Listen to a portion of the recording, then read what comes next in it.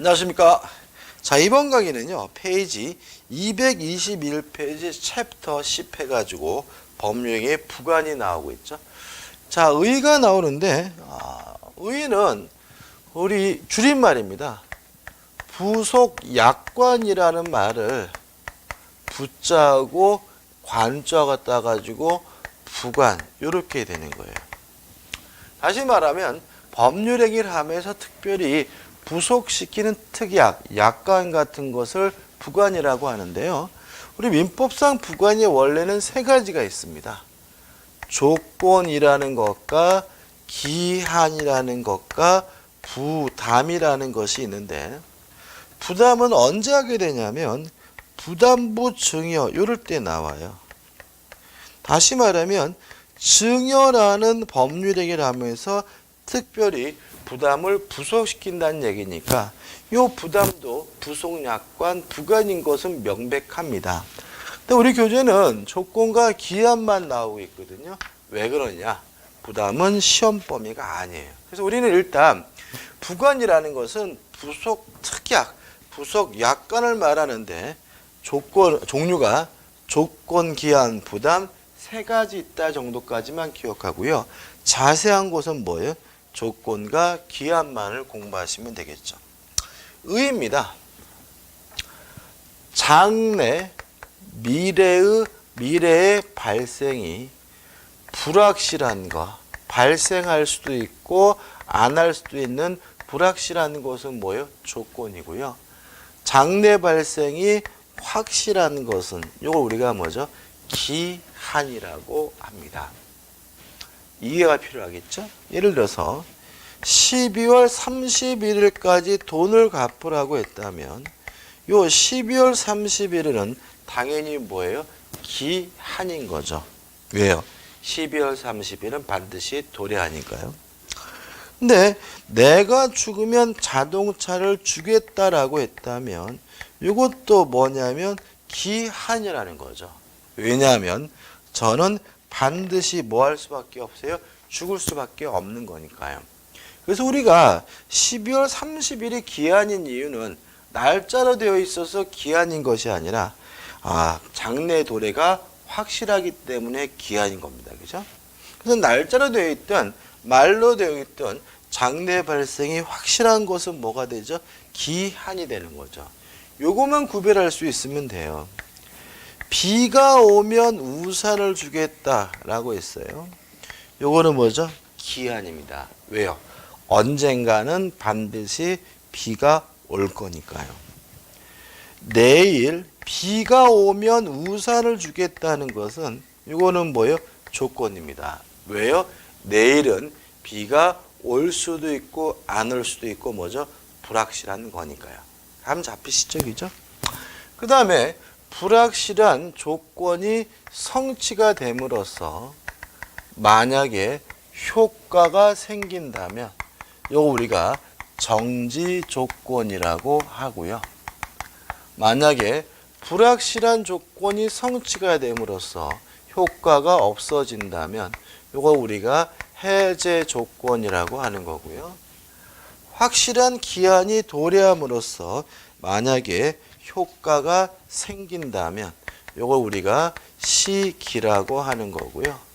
효과가 없어진다면 이걸 우리가 종기라고 하고요. 시기와 종기 사이를 우리가 뭐라 하냐면 기간이라고 하는 거죠. 그래서 개념적으로 기간이라는 개념이 나오려면 반드시 기한, 특히 종기가 있어야 된다는 거 좀 유의하시기 바랍니다. 교재 보시면 의이 나와 있고 성질이 나와 있는데 첫째, 법률행위의 효력에 관한 것입니다. 다시 말하면 기한이든 조건이든 효과가 생기고 효과가 없어지는 뭐에 관한 문제죠? 효과에 관한 문제죠. 따라서 정지 조건이 성취가 되면 효과가 생긴다는 말은 맞지만 정지 조건이 성취가 되면 법률행위로서 성립된다는 말은 뭐가 되냐면 X가 됨을 주의하시기 바랍니다. 왜냐하면 조건이나 기한은 성립에 관한 문제가 아니라 효과에 관한 문제입니다. 두 번째, 법률행위에 붙여야 됩니다. 세 번째, 법률행위와 동시에 부과해야 됩니다. 왜냐하면 부속 약관 특약이거든요. 따라서 만약에 법률행위라면서 따로 별도로 붙였다면 그것은 별개의 계약인 것이지 부속 약관 부관일 수는 없는 거죠. 네 번째, 조건과 기한은 장래에 실현될 수 있는 것이어야 합니다. 다시 말하면 조건이든 기한이든 반드시 장래, 미래의 사실이어야 된다는 거죠. 따라서 과거의 사실의 경우에는 어떤 경우에도 조건과 기한이 될 수가 없어요. 보통 우리가 과거의 사실도 그 사실을 모르면 내기는 알 수 있지만 과거의 사실은 장래 사실이 아니기 때문에 조건이 될 수 없다는 거 좀 주의하시기 바라고요.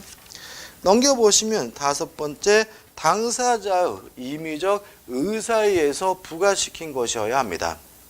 특히 법률 규정에 의해서 부과시킨 법정 조건은 조건이 아닙니다. 왜냐하면 부관이 되려면 당사자의 의사에 의해서 부과시킨 것만 부관이 되기 때문에 그런 거죠. 제1절에서 조건이 나오죠. 조건에 의. 장래 발생이 불확실한 것이 뭐죠? 조건이다. 관련 판례는 개념에 관한 판례인데 중요한 판례는 아니고 한번 읽어보시고 2번 조건의 종류해 가지고 정지조건, 조건이 성취가 됨으로써 효과가 생기는 것은 정지조건, 조건이 성취가 됨으로써 효과가 없어지는 것은 뭐예요? 해제조건인데 개념에서 좀 주의하실 점이 있다는 거죠. 뭐냐 하면 이러한 효과가 생기고 효과가 없어지는 것은 장래, 미래 일이라는 거죠. 따라서 정지조건이라는 것은 현재, 지금은 효과가 없다라는 얘기죠. 다만 미래의 조건이 성취가 되면 효과가 생길 수도 있는 게 뭐가 되는 거죠? 정지 조건이 되는 거죠. 그 다음에 해제 조건이란 현재 이미 효과가 있다라는 거죠. 다만 미래의 조건이 성취가 되면 효과가 없어질지도 모르는 게 뭐죠? 해제 조건인 거죠. 제가 전에 태아의 법적지를 강의하면서 이 부분을 한번 말씀드렸던 기억이 나는데 이게 유의할 점이 뭐냐면 우리는 미래에 살고 있는 것이 아니라 현재에 살고 있다는 거죠. 따라서 미래의 시점인 효과가 생기는 게 정조건, 효과가 없어지는 게 해제 조건. 이렇게 미래를 기준으로 해서 정지 조건인지 해제 조건인지를 따지게 되면 나중에 조금만 어렵게 나와도 헷갈린다는 거예요. 그래서 항상 정지 조건이냐 해제 조건이냐를 따지실 때는 시점을 현재로 치환해 가지고 현재 효과가 없는 것은 뭐예요? 정지 조건. 현재 이미 효과가 있는 것은 뭐예요? 해제 조건. 이렇게 바꿔서 좀 생각하실 필요가 있고요. 왜요? 우리는 미래에 살고 있는 것이 아니라 현재 살고 있기 때문에 그렇고요.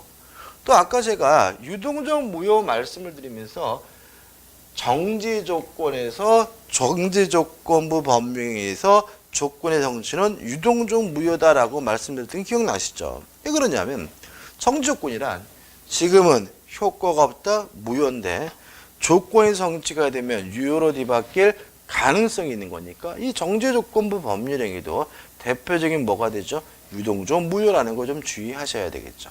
이게 뭐죠? 개념이에요. 그럼 교재 예를 볼게요. 좌측 하단에 보시면 가번 정지 조건이 예로서 시험에 합격하면 2년간 사무실을 무료로 사용하게 한다. 아, 무료로 쓰게 하니까 정지 조건이나 이렇게 이해하지 마시고 지금 당장 사용하게 하는 게 아니잖아요. 현재 지금은 사용할 수가 없는 거니까 이것이 뭐예요?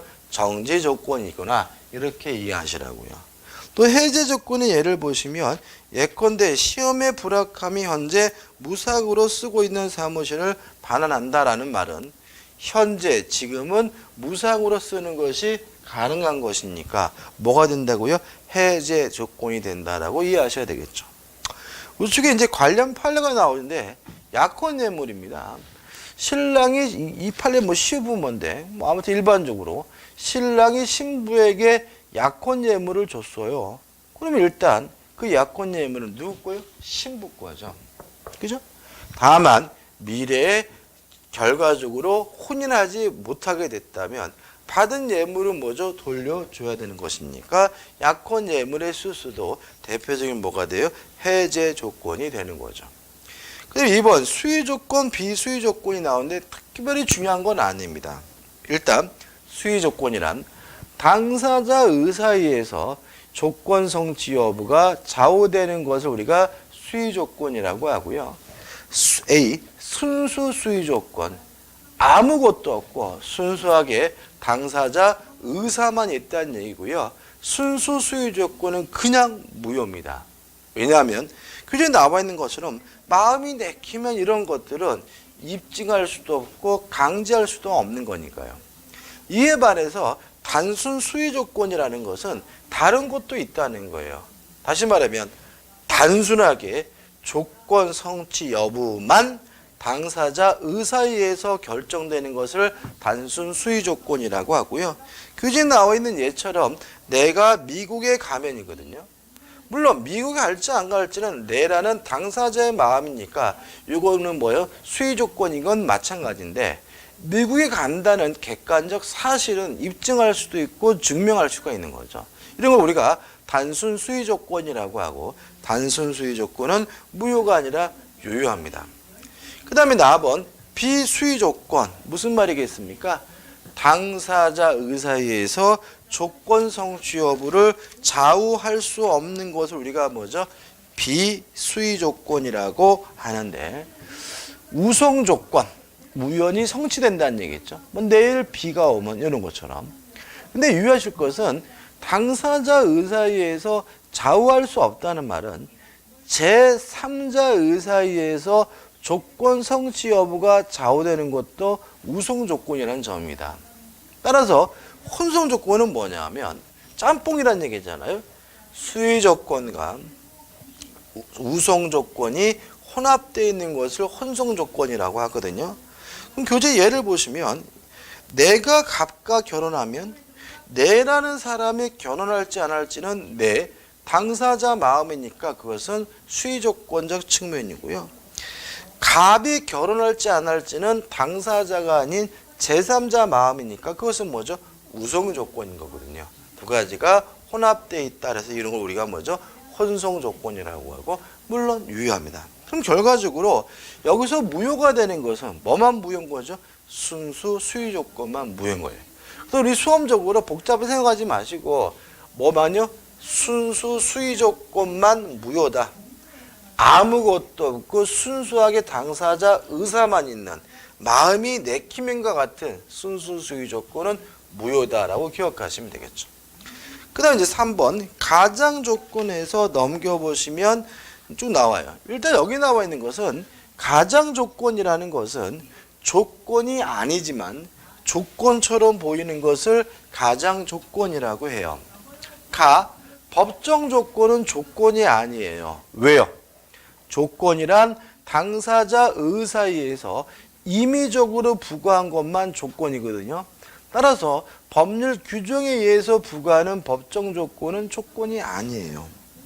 4번 불법 조건, 조건이 반사회적인 경우거든요. 자, 우리가 조건이 반사회적인 경우에는 어떻게 공부했습니까? 이렇게 배웠죠.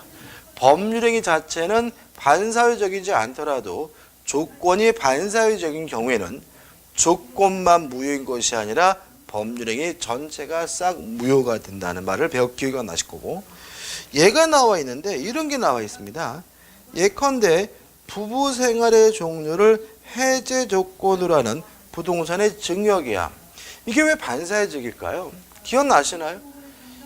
가족법상의 자유, 이혼할 수 있는 자유는 절대적으로 보장되기 때문에 계약으로도 그러한 자유를 뭐 할 수 없어요? 제한할 수 없다 그랬죠. 만약에 제한하는 법률행위가 있다면 그것은 뭐죠? 반사회적이잖아요. 그러면 부부 생활의 종류를 해제 조건이란 증여는 뭐냐면, 여보, 내가 당신에게 20억짜리 땅을 현재 지금 어떻게 해요? 주는데 혹시라도 우리가 이혼하게 되면 그 땅은 돌려줘야 돼. 이렇게 계약한 것이 뭐예요? 부부관계의 종료를 해제 조건을 한 증여인 거죠. 그럼 어떻게 돼요? 20억짜리 땅을 받고 이혼하게 되면 돌려주기로 계약을 했다면 와이프 입장에서는 이혼을 못하죠. 왜요? 이혼하면 20억 날리잖아요. 따라서 이런 것은 이혼할 수 있는 자유를 제한하기 때문에 반사회적인 거 주의하시고요. 이게 판례인데 뭐 책에 따라서 이거를 부첩해가지고 첩으로 집어넣은 경우도 있는데요. 원래 판례는 첩이 아니라 부부입니다. 그래서 이게 첩이어서 반사회적인 것이 아니라 부부라도 이혼할 수 있는 자유를 제한하기 때문에 반사회적이라는 거 조심하셔야 되는 거죠.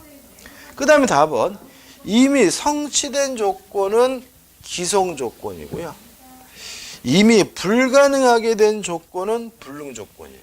그럼 여기서 우리가 조심할 것은 기성 조건은 조건이 아니란 얘기죠.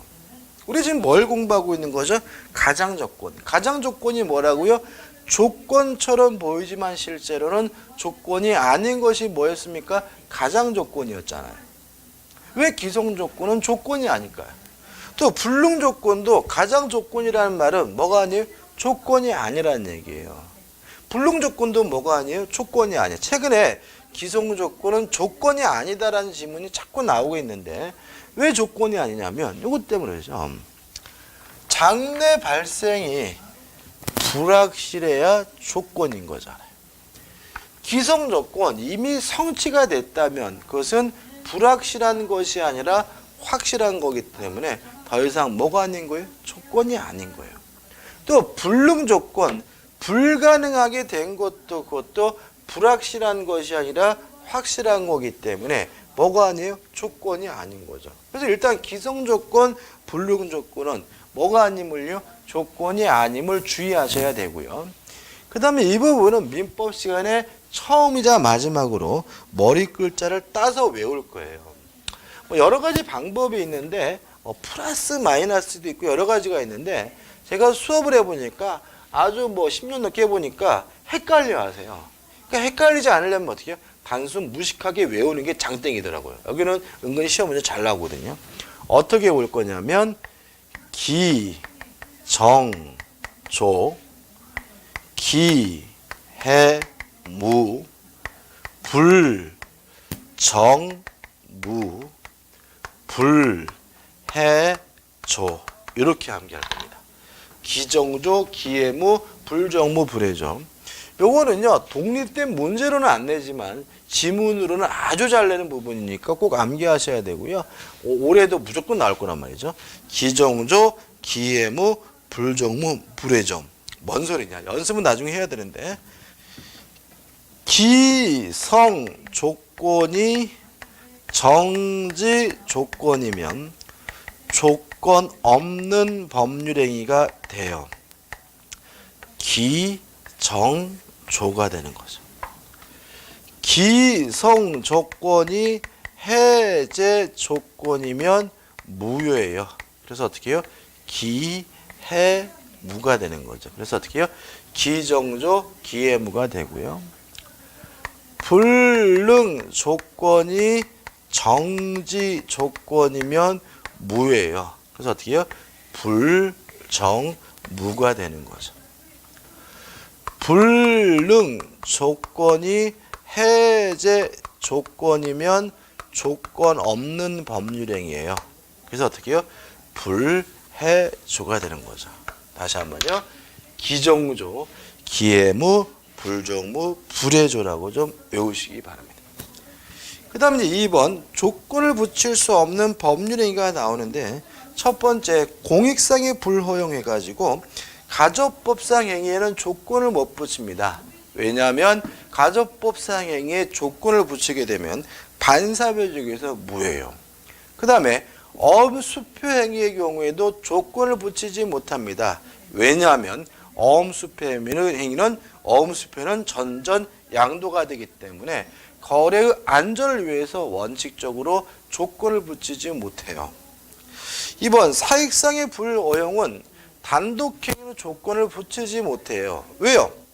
단독행위란 승낙을 받지 않고 일방적으로 하는 것이 뭐예요? 단독행위거든요. 따라서 만약에 일방적으로 하는 데다가 일방적으로 조건까지 붙이게 되면 상대방이 손해를 입을 위험이 있기 때문에 단독행위는 조건을 붙이지 못하는 거예요. 그럼 예외도 할 수 있어요. 자, 왜 단독행위는 조건을 못 붙이느냐? 승낙받지 않고 일방적으로 하는 것이니까요. 따라서 상대방으로부터 승낙을 얻는다면, 동의를 얻는다면 단독행위라 하더라도 조건 붙이는 거 가능하고요. 또 상대방에게 이익만을 주는 행위, 뭐 유언이다, 유증이다, 채무 면제 같은 이익만을 주는 행위는 당연히 상대방이 동의할 테니까 단독행위지만 조건을 붙이는 것이 가능하다는 거 꼭 기억해 두시면 되겠죠. 그 다음에 3번 조건의 성취야 뭐가 나옵니까? 불성취가 나오고요. 150조가 나오고 있습니다. 요 150조만 좀 정확하게 이해하셨으면 좋겠어요. 이렇게 제가 이제 이렇게 뭐 주택관리 수업이든 자격증 목적으로 한 민법 강의를 하게 되면 저는 이제 일단 기본적으로 공부하시는 분들에 대한 존경심, 야, 참 대단하시다 라는 생각을 가져요. 왜 그러냐면 성인이 돼가지고 공부한다는 게 쉽지는 않죠. 그죠? 물론 공부 자체가 뭐 쉬운 건 아니잖아요. 학생 때도 공부하기가 힘들었잖아요. 그죠? 유혹도 많고. 성인은 더더군다나 더 하거든요. 그런데도 불구하고 이렇게 어려운 민법을 공부하셔서 합격하신 분들을 보시면 저는 말은 안 하지만 마음속 깊이 참 대단하다. 진짜 박수 쳐드리고 진짜 이렇게 뽀뽀라도 해주고 싶을 정도 존경심을 가지게 되거든요. 그래서 아마 여러분들이 주택관리대 공부하셔서 이맘때쯤 오면 굉장히 힘들 때가 됐어요. 그죠? 왜냐하면 이제 민법 총칙이 거의 다 끝나가거든요. 그러면 이제 어떻게 해요? 아이고, 이거 뭐 해도 되나 몰라. 걱정하지 마시고요. 끝까지 다 하신 다음에 반복해서 하시는 수밖에 없어요. 왜냐하면 한 번 듣고 한 번 만에 다 이해하신다면 그분은 천재예요. 그죠? 그분은 천재고 그분은 저 개인적으로 나이가 젊으시다면 사법시험 공부 한번 해보시는 것이 괜찮을지도 몰라요. 왜요? 법률에 대한 기본적인 특기랄까요? 천재적인 소양이 있는 분이잖아요.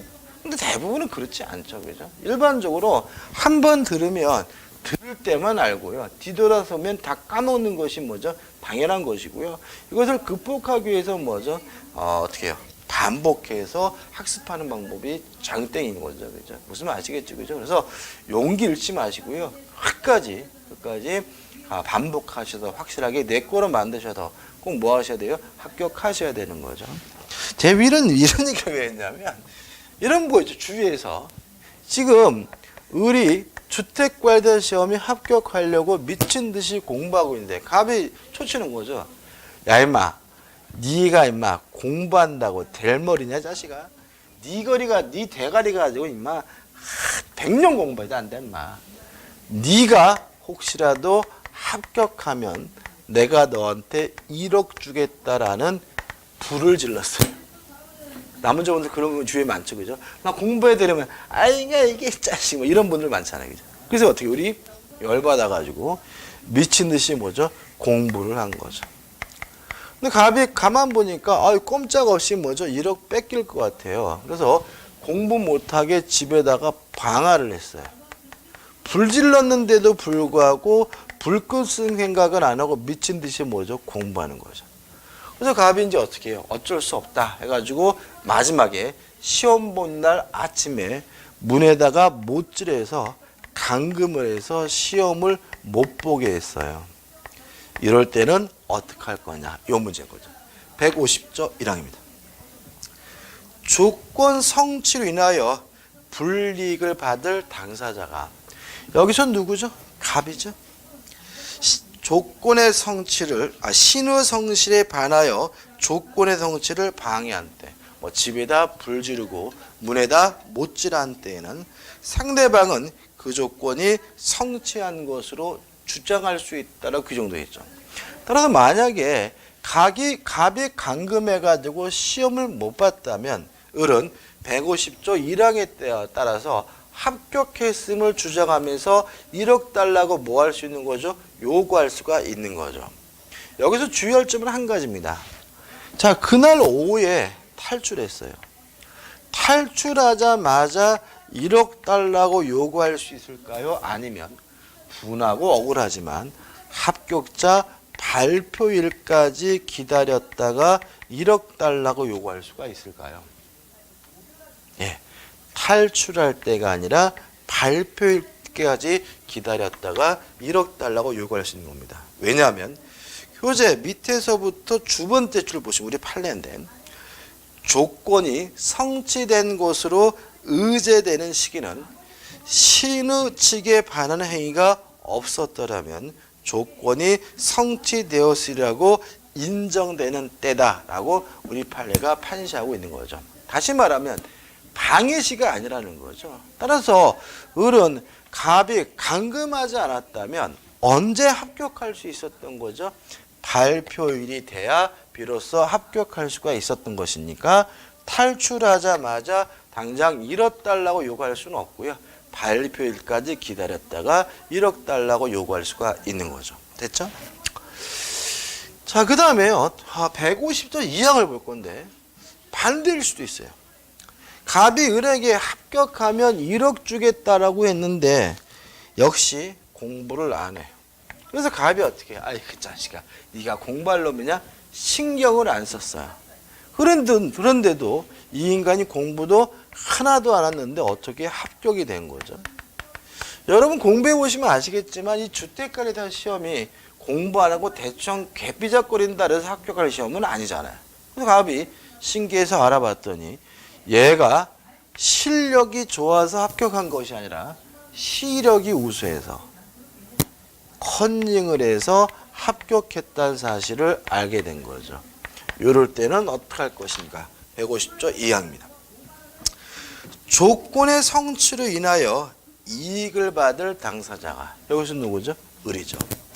신의 성실에 반하여 조건을 성취시킨 때에는 쉽게 말하면 컨닝에서 합격한 때에는 상대방은 갑은 그 조건이 성취하지 아니한 것으로 주장할 수 있다라고 되어 있죠. 따라서 갑의 입장에서는 컨닝에서 합격했다는 사실을 입증함으로써 1억 못 주겠다라고 뭐 할 수 있는 거죠? 거부할 수 있다는 취지가 됨을 잊지 마시기 바랍니다.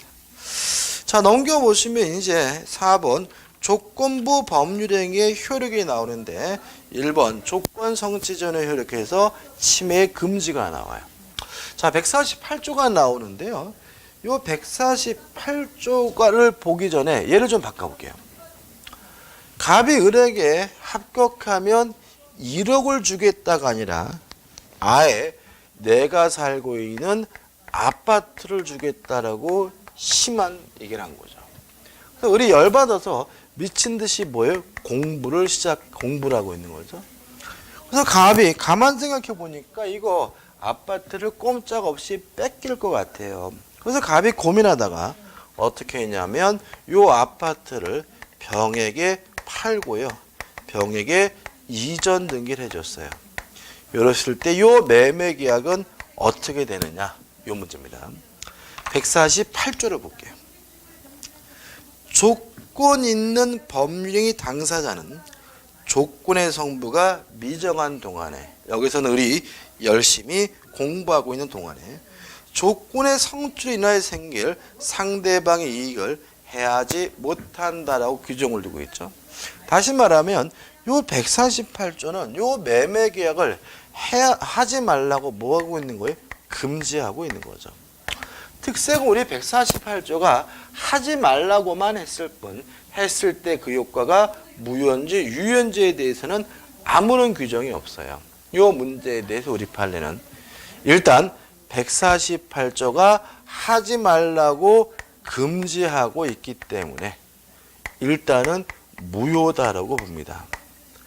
다만 이 매매 계약이 무효가 되면 병과 같은 사람이 피해를 보기 때문에 무효이긴 한데 이 무효를 가지고 병에게 대항하려면 그때는 등기가 필요하다는 것이 우리 판례 입장이고요. 이렇게 현재 권리가 아닌 미래 권리, 조건부 권리는 무슨 등기로 하냐면 가등기로 하는 것이 가능하다는 것이 우리 판례 입장입니다. 이것도 은근히 중요해요. 자, 좌측 하단에 보시면 판례가 나와 있는데 결론 부분 밑에서 세 번째 줄 중간부터 보시면 조건 성취 전에 수중자가 한 처분행위는 조건 성취 효과를 제한하는 한도 내에서 뭐라고요? 무효라고 할 것이고 일단 뭐죠? 무효죠. 다만 그 조건이 등기되어 있지 않는 한 그 처분행위로 인하여 권리를 취득한 제3자에게 위 무효를 대항할 수 없다. 무효를 가지고 제3자에게 대항하려면 뭐가 필요하죠? 등기가 필요하다는 얘기고요. 마지막으로 요 등기는 무슨 등기로 한다고요? 가등기로 한다는 것까지 꼭 기억해 두시기 바랍니다. 됐죠? 그 다음 우측 상단에 2번 조건부 권리의 처분 등 처분하는 거 가능합니다. 물론 처분뿐만 아니라 상속도 가능하고요. 보존도 가능하고 담보로도 제공할 수가 있습니다. 특히 조건부 권리를 담보로 제공할 수 있다는 건 꼭 기억해 두셔야 돼요. 왠지 안 될 것 같거든요. 꼭 잊지 마시고. 그 다음 2번 조건 성부 확정 후에 효력해가지고 1번과 2번이 나오는데 특별한 것은 없어요. 정지 조건이 성취가 되면 효과가 생기고 해제 조건이 성취가 되면 효과가 없어집니다. 다만 주의하실 것은 원칙적으로 조건 성취 효과는 소급하진 않아요. 다만 당사자 간의 특약으로서 소급시키는 것은 가능하다는 거 잊지 마시기 바라고요. 그다음 관련 판례인데 맨 마지막 판례부터 먼저 보시면 두 번째 맨 밑에 판례죠. 자, 정지 조건이 뭐냐? 현재 효과가 없는 게 정지 조건이죠.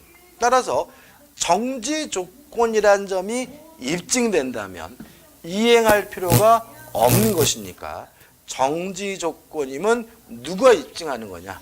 이행하기 싫은 사람, 효과 발생을 다투는 자가 정지 조건임을 이행한다는 판례고요.